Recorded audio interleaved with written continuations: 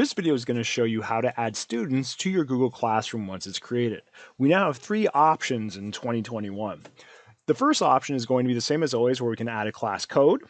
But now we also have the option where we can send out an invite link for the students to click on. And finally, we have the way of inviting students to the class.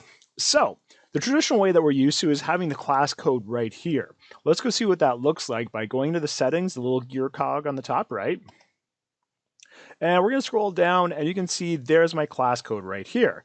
If I'm at school, it was easy because I could just project it onto the board or whatever. But with this one, we can also send that code to students and they'll use that code to join. Each code is specific to the class. So if I went to my Google Classroom as a student, I go to my bookmarks and there's Google Classroom. Remember, they have to be signed in. I'm going to go to the little plus. I'm going to hit join class and the students only have the option to join. And then I just put in that code right there and then I would join the classroom. The other way that is brand new is you now have the option to send an invite link. So this invite link could be posted to your D2L page. You can send it manually through email. I'm going to show you what that looks like. So when I copy it, I'm going to flip over to a test student. And if I paste that in, this is what the student's going to see. So it verifies who they are. They click join class. And they are now connected to my classroom. Now, if you're concerned about them sharing out the link, the greatest thing is if you go back into your settings, notice here that you can do a couple more things, little security issues here, where we could always reset.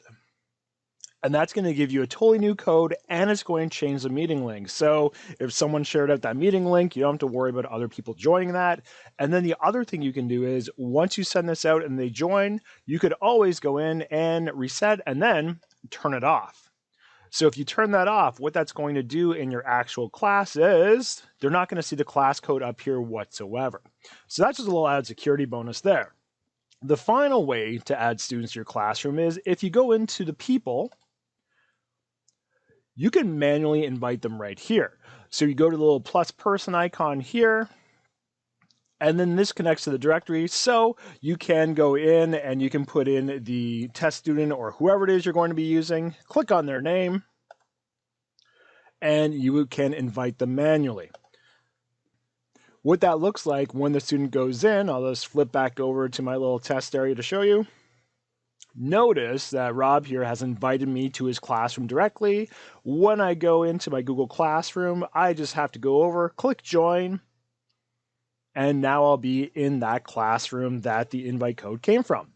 So those are the three ways you can get students into your classroom.